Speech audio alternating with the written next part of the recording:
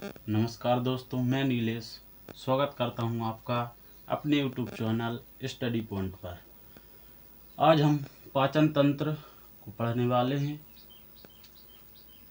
पाचन तंत्र की प्रक्रिया पढ़ने वाले हैं कि पाचन तंत्र में क्या होता है। देखिए दोस्तों, पाचन तंत्र में क्या होता है, हम खाना खाते हैं या फूड को खाते हैं, वो हमारे नली द्वारा पेट में जाता है। पेट में कुछ समय के लिए ठहरता है। वहाँ पर उसके पचने की प्रक्रिया प्रारंभ हो जाती है। वह पचकर धीरे धीरे खिसक कर हमारी छोटी आंतों में जाता है। छोटी आंतों से बड़ी आंतों में जाता है।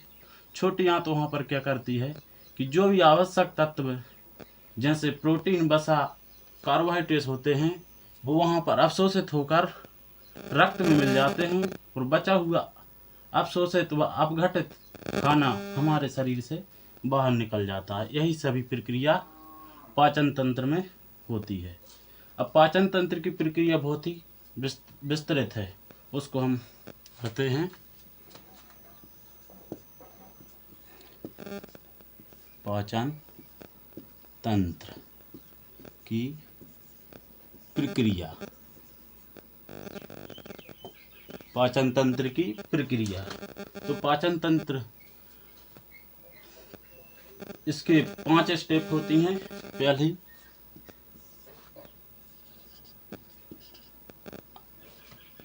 अंतर ग्रहण, पहली प्रक्रिया होती है अंतर ग्रहण।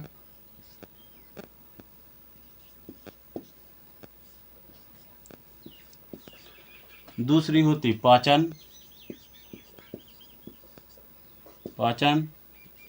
तीसरी होती हमारी अवशोषण।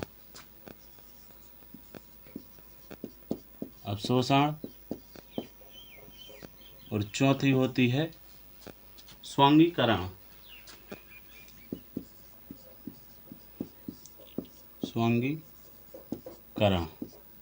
और 5वीं स्टेप होती है हमारी बहिर्क्षेपण।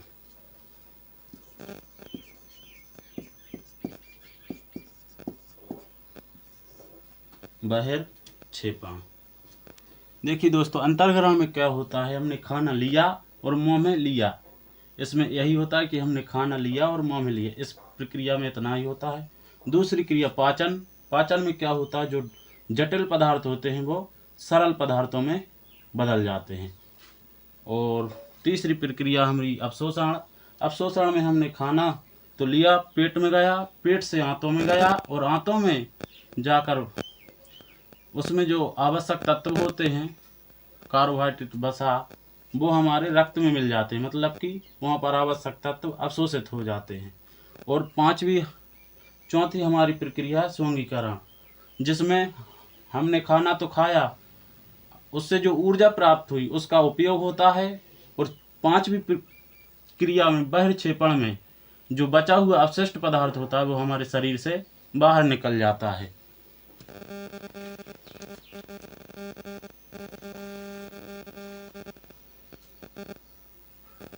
सबसे पहले हम अंतर्ग्रहण के बारे में पढ़ेंगे। अंतर्ग्रहण में क्या हुआ, खाना लिया और मुंह में रखा।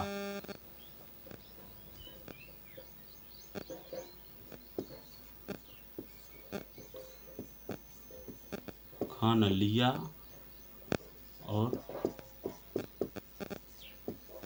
मुंह में रखा। खाना लिया और मुंह में रखा। खाना लिया और मुंह में। अब बात करते हैं मुंह में क्या क्या चीजें होती हैं। दांत, टीथ, दांत इंग्लिश की मीनिंग टीथ। फिर जिह्वा,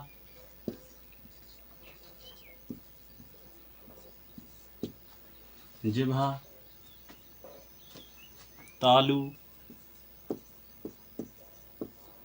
चौथा लार ग्रंथियां।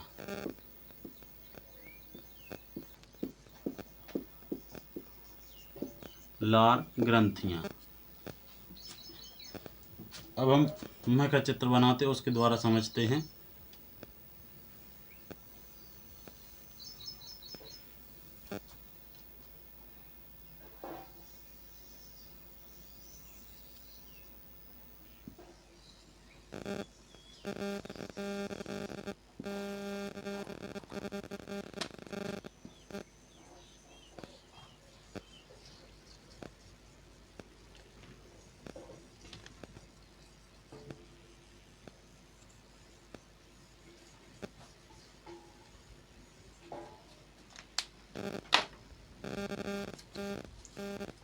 इनमें यहाँ पर दांत होते हैं मुंह में,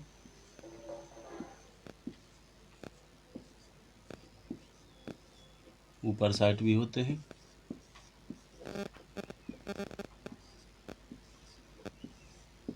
तो यहाँ पर जीभ होती है। मनुष्य के दांत विषमदंती होते हैं, मतलब अनेक प्रकार के होते हैं। मनुष्य के दांत विषमदंती होते हैं और द्विबार दंती होते हैं। द्विबार दंती अर्थात मनुष्य की जीवन अवधि में उसके दांत 2 बार विकसित होते हैं। पहले दांत दूध के दांत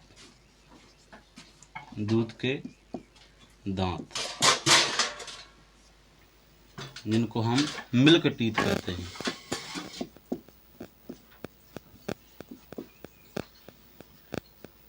दूसरे हमारे होते स्थायी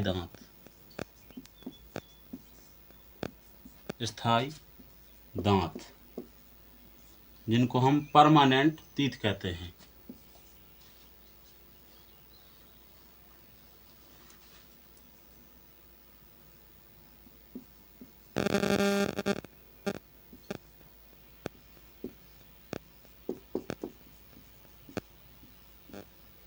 परमानेंट टीथ जो हमारे दूध के दांत होते हैं, इनकी संख्या 20 होती है, 20 होती है। और स्थायी दांतों की संख्या 32 होती है।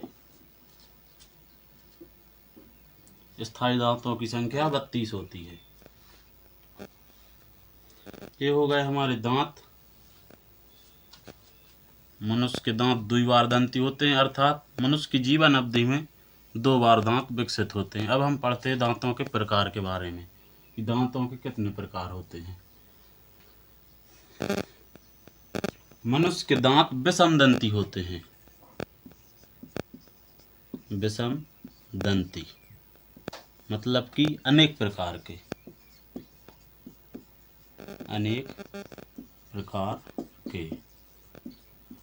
मनुष्य ही ऐसा प्राणी है जिसमें दांत अनेक प्रकार के होते हैं। उनके प्रकार,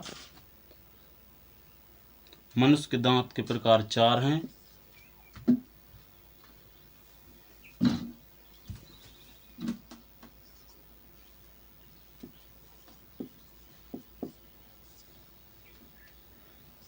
पहला प्रकार इंसाइजर,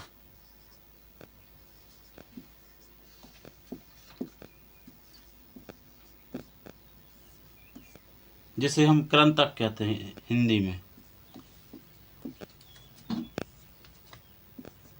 दूसरा प्रकार है हमारा कैनाइन,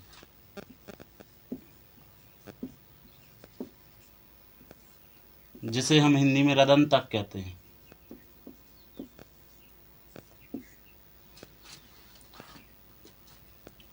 और तीसरा प्रकार है हमारा प्रीमोलर,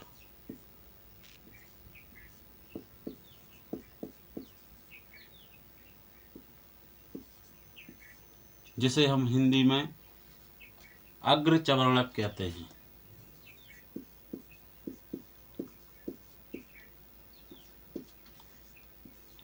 और चौथा प्रकार है हमारा मोलर, जिसे हम हिंदी में चवर्णक कहते हैं।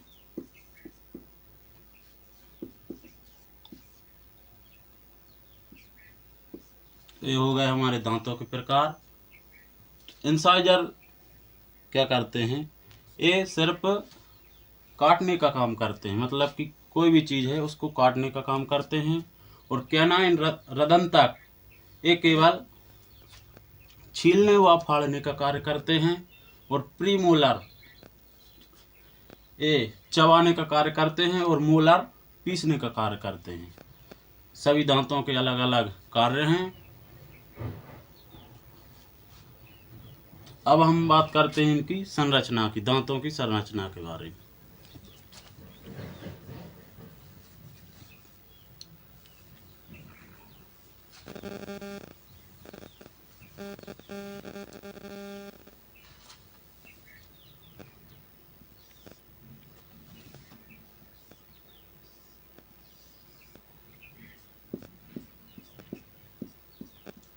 ये हमारे मसूड़े होते हैं।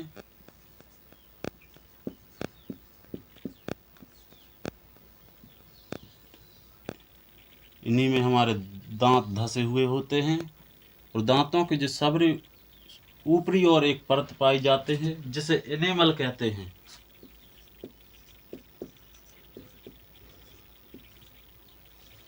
ये सबसे कठोर आवरण होता है।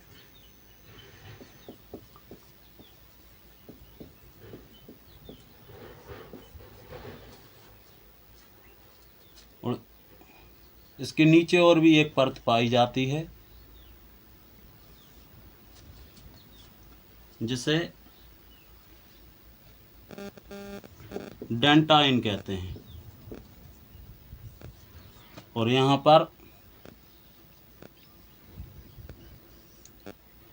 तंत्रिका कोशिका उपस्थित होती है।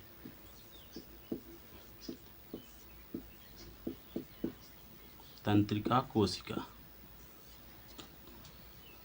सबसे कठोरतम आवरण होता है एनेमल। उसके अंदर साइड एक आवरण होता है जिसे डेंटाइन कहते हैं, और यहाँ पर बीचों बीच तंत्रिका कोशिका उपस्थित होती है। अब हम बात करते हैं दांतों के निर्माण के बारे में, कि दांतों का निर्माण किससे होता है।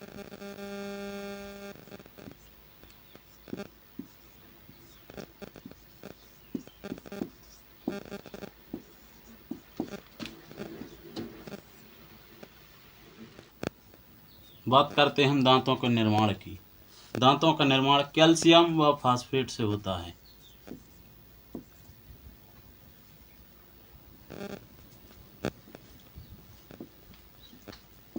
कैल्शियम प्लस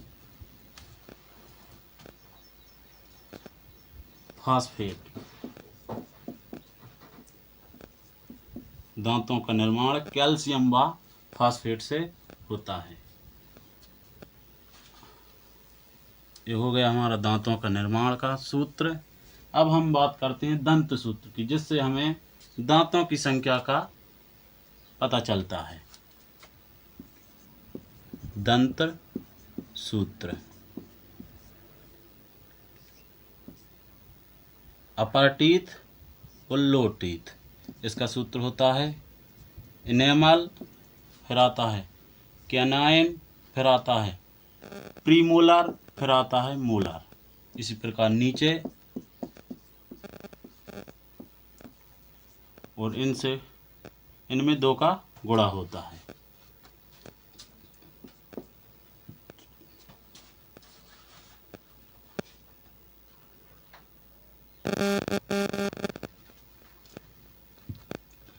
इनेमल की संख्या ऊपर 2 होती है, सी की संख्या 1 होती है, सी की संख्या 1 होती है,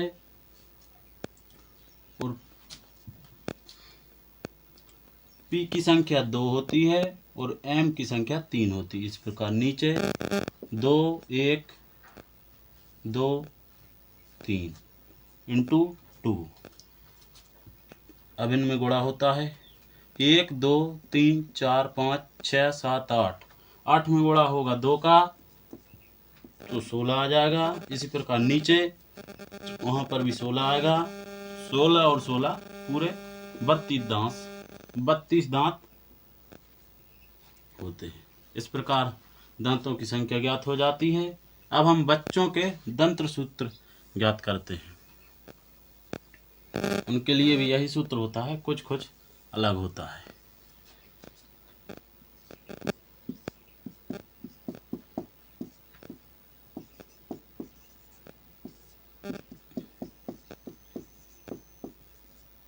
इंटू 2।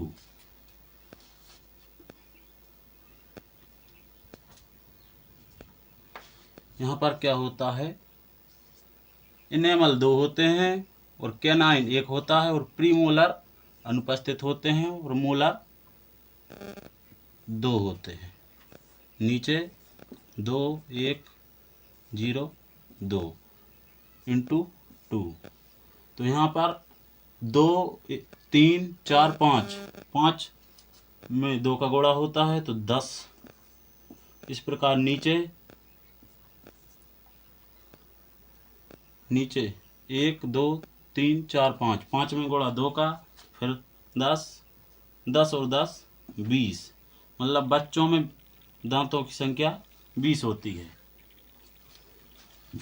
इस प्रकार हमें दांतों की संख्या ज्ञात हो गई।